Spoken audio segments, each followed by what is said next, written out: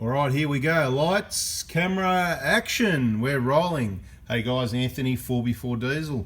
Just another injector replacement job here. Just want to give you a little bit of background information. We have seen this vehicle before. We certainly didn't look after it every service since it was new, but done a couple of services here or there and a few other bits and pieces. Not much really because it's a Prado. Very reliable, but it's up to just over 170k now. 170, yeah, whatever, something 170 odd, halfway to 180, and just wanted to point out a couple of things. I just got distracted for a moment because I saw the timing belt sticker had been done. I went, that's not my handwriting, but that's my assistant's handwriting. How good is that? How neat is that compared to mine, mate? Heaps better anyway. And you know what I mean, if you've purchased the injector kit, you know, we're old school reliable here, you know, no computer systems that are going to let me down. It's a paper invoice book, guys, right? It's, you know, you might think, what's this, mate? It is ancient, but you know what? They still sell them at Office Works, and I've got a stamp for most of the details, stamp, stamp, stamp, and a bit of handwriting, but it's all quick and it's doctor's handwriting, isn't it, you know? Anyway, what I want to show you, you know, the plate, the EGR plate, people talk about whether it works or not. So we're here replacing the injectors, but DIY style, you know, the injector, the EGR clean, it's already been done. Maybe, look, you know, I don't know, it could have been before or after the video I put out. The plate's in. Let's just have a look and see how well it works, because there is some varying results on how well the plate, the restrictor plate, it's not a blanking plate, it's a EGR flow reduction, right? And people want to argue about, you know, what it does, what it doesn't do, where it goes, how well it works or not, whatever. I can just tell you what I've seen a lot of and what I know works. It doesn't go up there, it goes down there. Most people know what I'm talking about, you know, down there. And it reduces the flow of the EGR. So, you know, I'm not the lawyer on it. I haven't looked at all the write-ups in each state, but it's very grey, some of the wording. Now, if you disable your EGR system, definitely that would be illegal in every state, and some countries still don't give us stuff though. You can get rid of your EGR system, or they don't even have one, so it goes to show. But the point is, by putting the plate in, it reduces the flow of the EGR, and in a lot of the ones that I've read, it's kind of like, well, it's not using, you're not disabling, I can't remember the words, but the wording is, you know, basically if you've kind of stuffed it so it doesn't work, then it's a problem, but you haven't done that. There's still a bit of flow, and I'm going to show you that here. What we're trying to achieve is a balance of, you know, looking after the environment, but also getting the right air into the engine, clean filtered air and less exhaust soot, and that's what the flow reduction plate does. If you want to be on more of the environmental side, drill it out to 8mm, drill it out to 9mm, drill it out to 10mm, go 11, 12, 13, 14, whatever you want, because the standard diameters, it's about 25, 26mm. And the plate works really well with a 7mm hole. Some people, very rare, might be the 1 in 500 thing, have issues, P0400. As I've explained in other videos, check those out. There's a number of different reasons that can cause that, and we don't actually know what all of them are, but quite commonly it's, you know, when people worked on the car, they've forgotten vacuum lines. There's other restrictions. They've put a plate in down there, you know, down there, down there, down there, without cleaning in here. So this is one that I believe, you know, it's been in there for, I don't know, probably at least 50 or 70,000 k, more or less, something like that. I don't really know. But, you know, you haven't got the usual caked up, see the EGR valve? It's not caked up, but you can see some black there, right? You have a good look. Look in the back there, you're going, oh, but look. So, know it, that there's still a flow of EGR. The EGR system still works. When the vehicle's sitting at idle, when you're in the lights at the traffic, you're still getting, look, I'm starting to forget all the numbers now. I've said it in all the older videos. I'm not going to remember everything, but I think you're still getting, that's where you get maximum EGR flow still, because the hole reduces the flow more as the engine revs build up, right? So, which is what you want. That's kind of the balance you want. When you get into it and you're on the gas, that happens naturally, but it helps it a little bit more with that flow reduction plate, right? So, again, I'm just going to remind, I'm not saying whether it's legal or not. Your choice whether you do it or not, DIY, kaon.com.au, whatever the case may be, but I can tell you that I've seen, and I know thousands and thousands of people have done it, and it works, so I can tell you that. Just have a look there, right? Have a look up the back, see all that black, you know, this is probably, you could probably say this is one of the worst ones. Now, this is not bad, this is exhaust gases, right? Exhaust gases going through your intake. You've still got the oil there. There's nothing wrong with the oil. It helps keep it clean because the cleaner's in the oil. It helps lubricate things. Checking the valve clearances on this one now. I can already tell you, mate, it's going to be beautiful because there's no catch can taking the oil out, which dries it up and makes it all dry and abrasive like dust. It's like a dusted engine constantly, isn't it? If you've got dry abrasive exhaust soot. But the reason this is probably one of the worst ones, and that's not bad, there's no build up there, right? I don't really care if there's black stuff in there. The engine's designed to cope with some of that.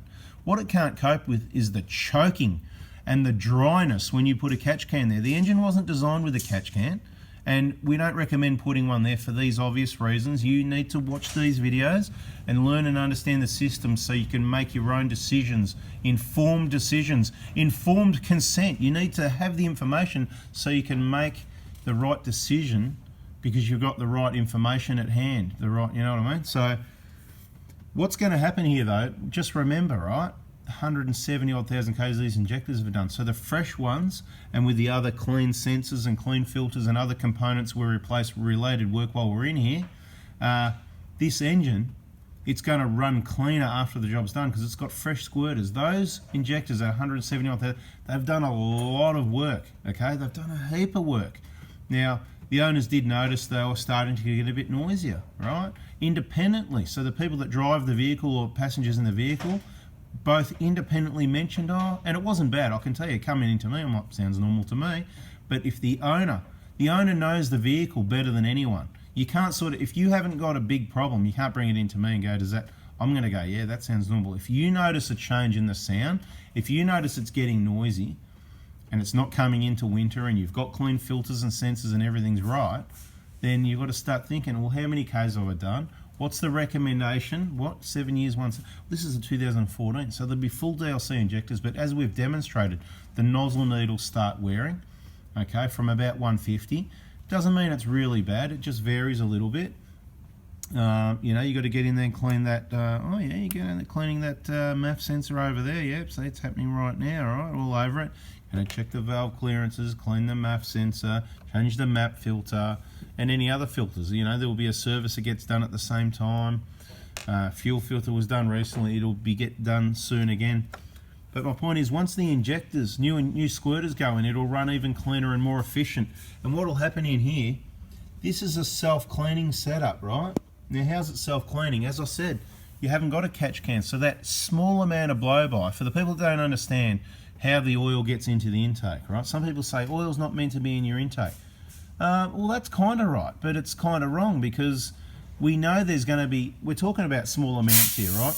The oil comes from the sump. It's your engine oil, right? So in heat and combustion in this engine, all that oil gets hot and steamy and whatever. It all comes to the top. Well, it doesn't all come to the top, but generally, you know, some of it comes to the top. There you go. So what happens is certainly it's more moisture than oil. The idea of it was designed not to get the oil out, but to get the moisture out. And of course the gases from all this combustion, there's some crankcase gases. And that all comes to the top. And I want to point out, have a look how clean this engine is. We'll get over here and have a cleaner look at it in a moment. Regular oil changes, right? We've showed you different engines. This one's actually due for a service, okay? So don't think it's just been done. It's just about to get done. That's it. So don't tell me it's probably just due for an oil change. So this one hasn't got the build-up of black coating up on top of the alloy on top of the camshafts there, right? You know what I'm talking about. If you've been watching the videos, look at the front here. The only black parts you see is the oil. Of course the oil's got colour in it. It's got soot in it. There's so much to explain to you guys. I'll tell you what, it's just, you need to really go back and watch our playlists. That makes it easy for you. I'm not sure how well they're organised in order from old to new, but it doesn't really matter. As long as you listen to them all to the end and understand the information that's been provided.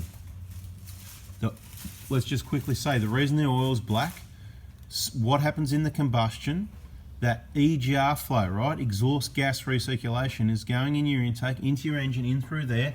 What makes it through into the combustion? That's above the piston, right? Below the head, the combustion chamber. What's in there in that air, some of that blows past the rings. You can't have 100% seal, and that soot is what gets into your oil and contaminates your oil, and that's why you need to change your oil on a diesel. And that's the worst of it, to be quite honest. Other than that, the diesel oil stays really clean. It would last on these engines because they run. So the cleaner they run, the cleaner your oil stays, right? So with the newer engines, the full DLC injectors, nice and fresh, your engine oil is even going to stay cleaner. So even without the EGR, you can still get blackening of the oil. And the older the engines, like the 1KZs, you'll notice that oil is putridly black, even the older ones that don't have EGR systems, because they're just an unclean engine. These are really clean. Anyway, you know, clean it all up. You're going to get less soot in your combustion. The oil, the small amount of oil that's going through your intake, that will help. Trust me, I've seen it down in manifolds where there's oil running for people that, for example, people that have gone, we've gone, yeah, the manifold's not bad at all, we're just going to leave it, and then at a later date we look down there and we see where that oil is in a few places where the oil runs perhaps, you know, at the bottom of the ports. You know, it's just, don't make it sound like it's 100 mil or 200 mil. We're talking about 50 mil of oil in 10,000 Ks. It's hard. It's, you know, you put your finger in there, right there. Let's do another demonstration. Look, I'm going to go right there.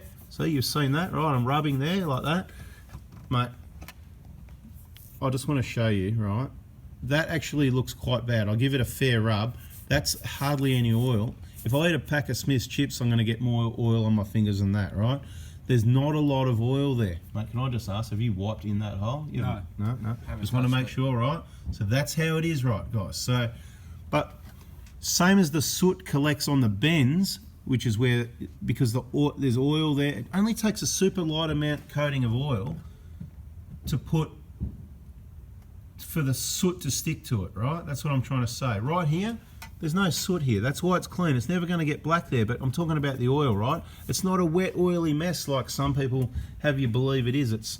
That's about the most oily thing, the oily one. I don't know, it's kind of better demonstrated on the 120s and the Hiluxes, where we've got the intercooler and we put the finger in the intercooler and it actually stays really dry. Okay, so we'll call that a wet area. And you know what? There's not drips of oil. It was barely, I'm telling you, I've just rubbed my finger on my thumb. Here you go, look, right, you know, and there's like, it's almost use it as moisturizer, right? Anyway, right, I think that's a video, guys. Heap of information in there. Just trying to point out that not only a few things there, your injectors, when they're old and flogged and not clean anymore, not running clean, it's going to put more soot into your intake, because that's what's in it's going out your exhaust, that's what's coming back through. Let's just go a little bit further. So there's a port that comes through the front of the head, which feeds this pipe. It goes through the cooler because that's way too hot, because it's coming through quite often at 300, 400, 500 degrees. Way too hot. So it goes through this cooler that's going to cool it down. You know, look, the coolant in there's about 85 degrees. So we've talked about this in older videos.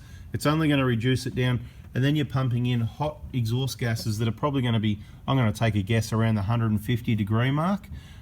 Just taking a guess. We can use the infrared thermometer one way or another and try and check some of these temperatures, but it's not going to work too well. Let me think. Heck, we could run the engine like this. We could run it like this when it's hot, not with no injectors. Put the injectors in the pipes and everything, but we'll leave this pipe off.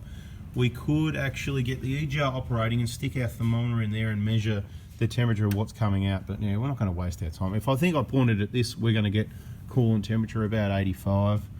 Anyway, guys, hopefully you've picked something up out of this video. That's how it all works. Bada bing.